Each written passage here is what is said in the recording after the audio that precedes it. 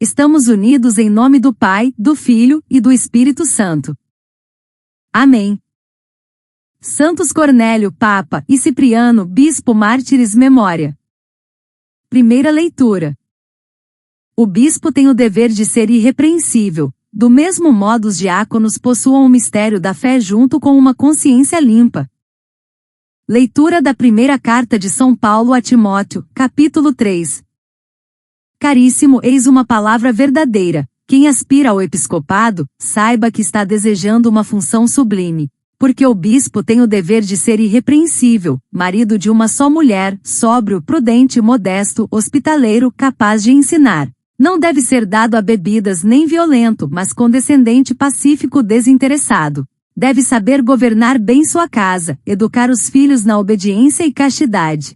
Pois quem não sabe governar a própria casa, como governará a Igreja de Deus? Não pode ser um recém-convertido para não acontecer que, ofuscado pela vaidade, venha a cair na mesma condenação que o demônio. Importa também que goze de boa consideração da parte dos de fora, para que não se exponha à infâmia e caia nas armadilhas do diabo. Do mesmo modo, os diáconos devem ser pessoas de respeito, homens de palavra, não inclinados à bebida nem a lucro vergonhoso. Possuam o mistério da fé junto com uma consciência limpa. Antes de receber o cargo, sejam examinados. Se forem considerados dignos, poderão exercer o ministério.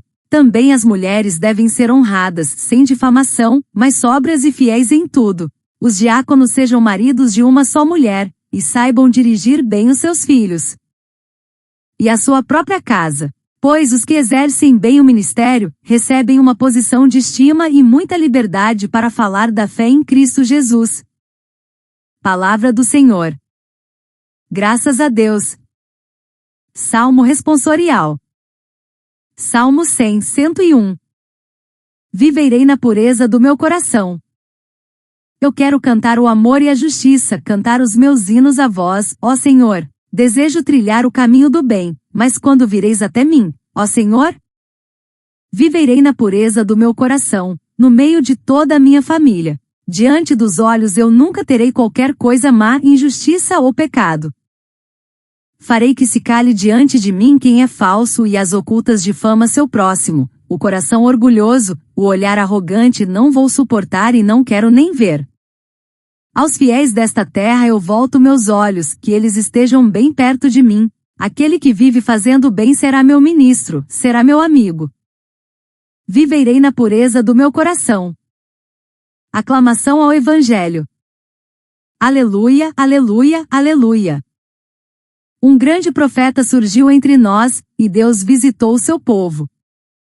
Evangelho. Jovem, eu te ordeno, levanta-te. Proclamação do Evangelho de Jesus Cristo, segundo Lucas 7, 11 e 17.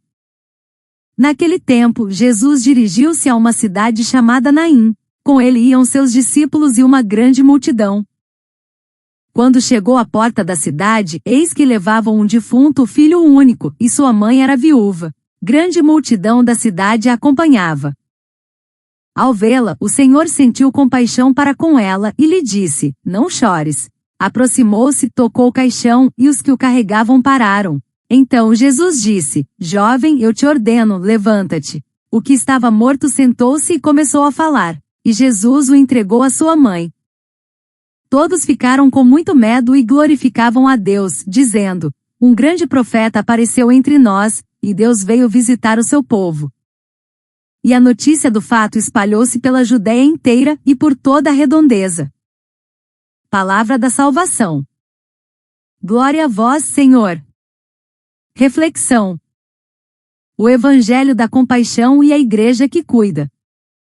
Hoje a memória litúrgica de Santos Cornélio, Papa, e Cipriano, Bispo, mártires da fé, nos convida a contemplar a fidelidade cristã em tempos de perseguição, divisão e dor. Ambos viveram no século III, em meio à perseguição do imperador Décio, e enfrentaram não apenas ameaças externas, mas também tensões internas na Igreja. Cornélio, eleito Papa em 251, defendeu a misericórdia para com os lapsi, cristãos que haviam renegado a fé por medo, enquanto Cipriano, bispo de Cartago, sustentava a unidade e a autoridade episcopal como expressão da comunhão eclesial.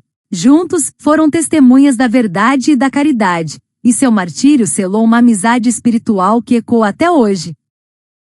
A primeira carta de São Paulo a Timóteo 3:1-13 nos apresenta o perfil dos ministros da Igreja. Bispos e diáconos devem ser irrepreensíveis, sóbrios, prudentes, fiéis, capazes de ensinar e governar com justiça.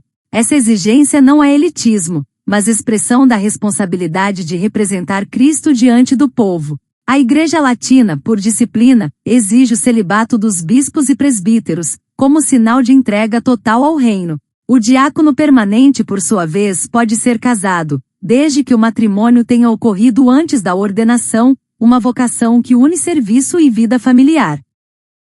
O documento Presbyterorum Ordinis, do Concílio Vaticano II, aprofunda essa missão. O presbítero age in persona Christi Capitis, ou seja, em nome de Cristo cabeça, sendo mediador da graça e pastor do povo. A santidade ministerial não está na perfeição, mas na coerência entre fé e vida, entre palavra e ação.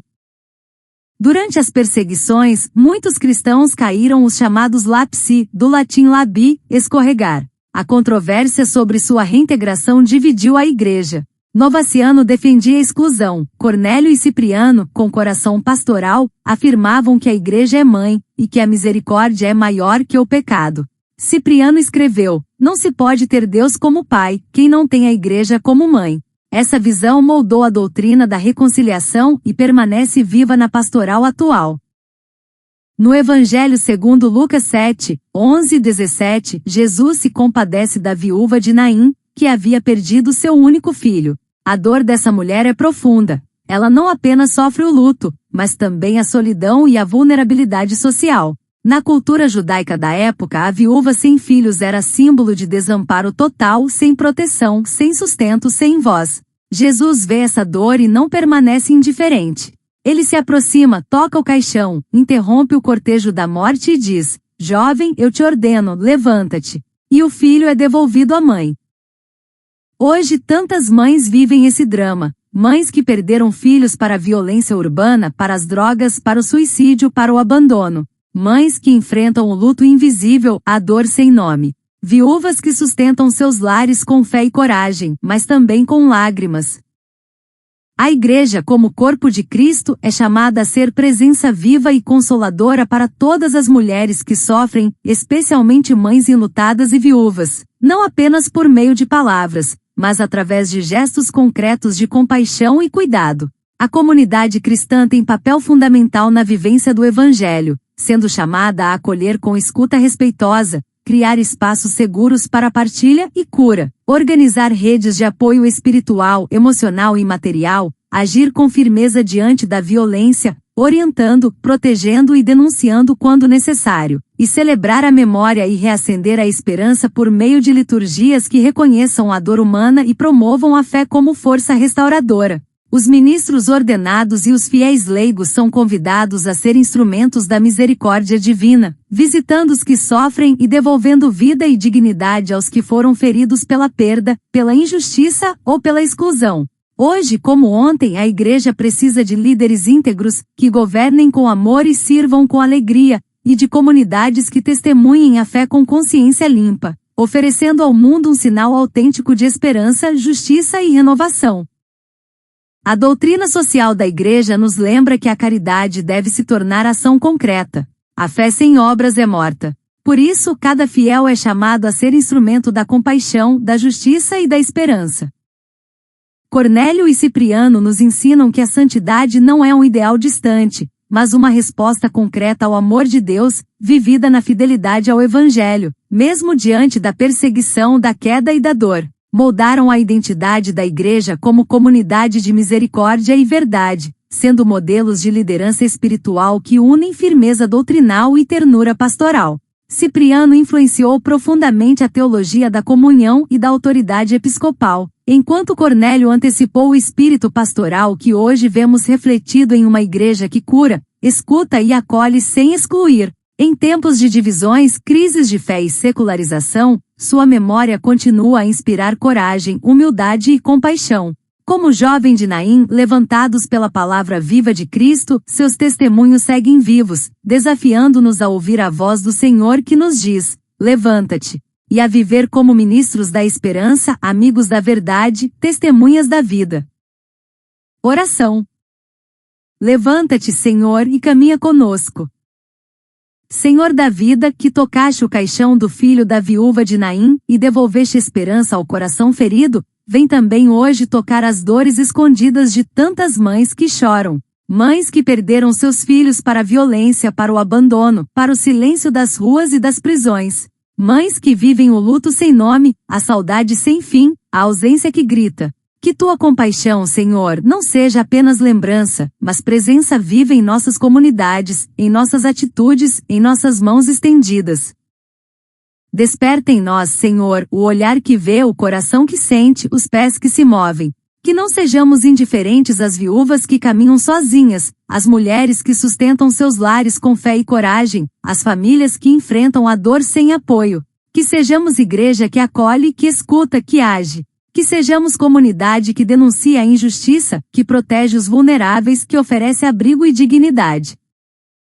Ensina-nos, Senhor, a viver como Cornélio e Cipriano, com coragem diante da perseguição, com misericórdia diante da queda, com firmeza diante da divisão. Que nossos líderes sejam pastores segundo o teu coração, irrepreensíveis, humildes, compassivos.